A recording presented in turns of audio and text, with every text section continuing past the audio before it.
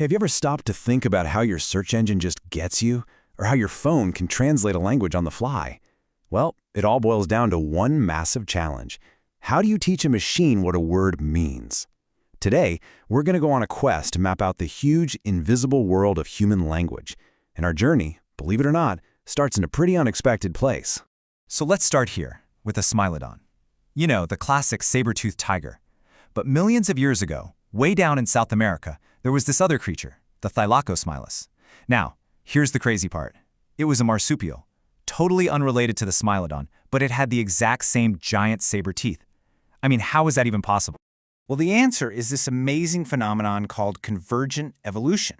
The idea is simple. Different species living in similar environments and facing the same kinds of problems end up evolving similar features all on their own. The context literally shapes the creature. So, here's the wild thought. What if the exact same thing is true for words? It turns out the philosopher Ludwig Wittgenstein was way ahead of us. He basically argued that a word's meaning isn't something you just find in a dictionary. No, you find its meaning in how it's used, in the other words it hangs out with. A word's context defines it, just like an environment defines a species. And that brings us to the absolute core idea of this whole explainer, the distributional hypothesis. All it says is that words that show up in similar contexts, surrounded by the same kinds of other words, tend to have similar meanings. This is our North Star. This is the guiding principle for how we're going to map language. All right, so if context is our map, how do we actually draw it? In this first section, let's dive into how computer scientists took this brilliant linguistic theory and turned it into a literal, mathematical map of meaning. The toolkit for our journey is called vector semantics. Here's the big idea. We represent every single word not as a jumble of letters, but as a point, a vector, in this huge multi-dimensional space. The goal? Words with similar meanings should end up being close neighbors in the space.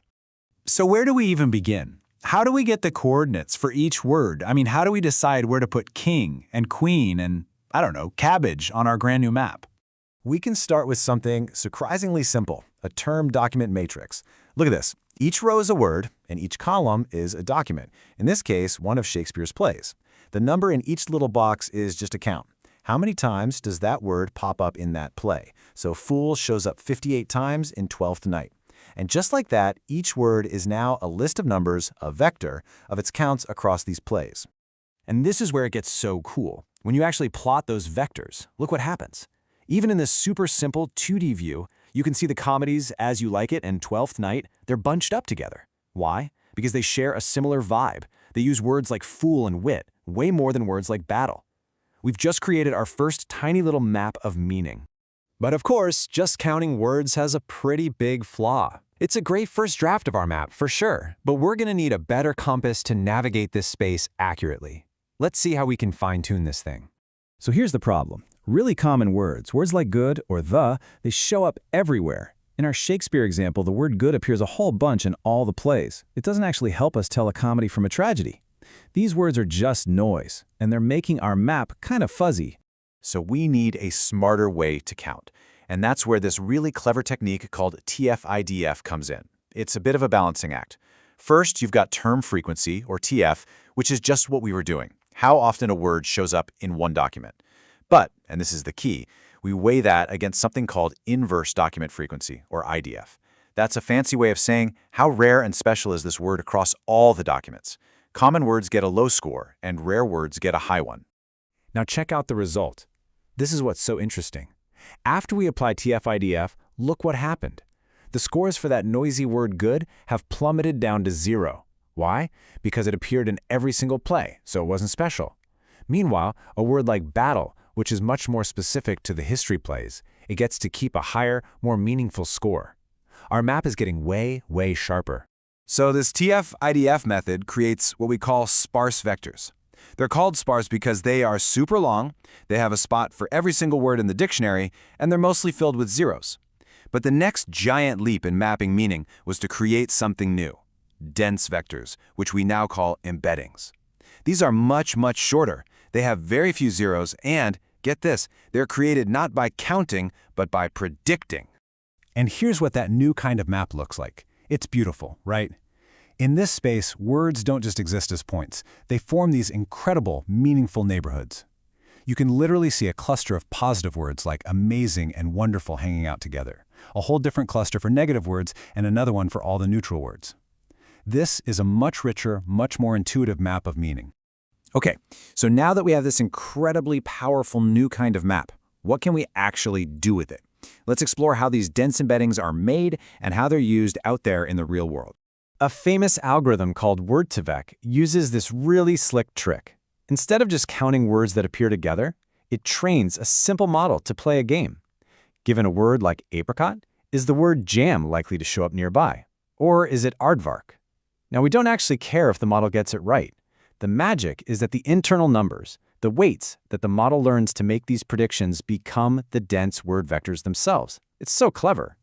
So this whole process of learning a representation, that's what we call an embedding. It's just a technique for taking something really complex and messy, like the entire vocabulary of a language, and automatically mapping it into a cleaner, lower dimensional space where all the important relationships and patterns are kept intact. Okay, so we've got our amazing dense map where king is near queen and apple is near orange. But how do we mathematically measure just how close they are? Well, there are a few ways to measure the distance between two of these vectors, like Euclidean distance or the dot product, but the one that everybody uses, the absolute gold standard for these high-dimensional spaces, is something called cosine similarity. What's so brilliant about cosine similarity is that it doesn't really care about how long the vectors are, it only cares about the angle between them. Just picture two arrows starting from the same spot. If they're pointing in almost the exact same direction, the angle between them is tiny, and that means their similarity is super high. And this is really useful because it means that super frequent words don't get an unfair advantage just because they show up a lot. And this isn't just theory. This stuff is the engine powering so much of our digital lives. Search engines use embeddings to understand the meaning behind what you type, not just the keywords. It's the secret sauce in machine translation, in the recommendation systems that suggest movies, and even in systems that figure out if a customer review is happy or angry. You know, it's pretty wild. We started with this simple idea that a word is defined by the company it keeps. And we saw how that simple idea led us to representing words as points on a giant map of meaning. This map of language has already totally changed technology. It really makes you wonder, if we can truly map out all of language, what other hidden connections about our culture, our history, and even ourselves are we going to discover next?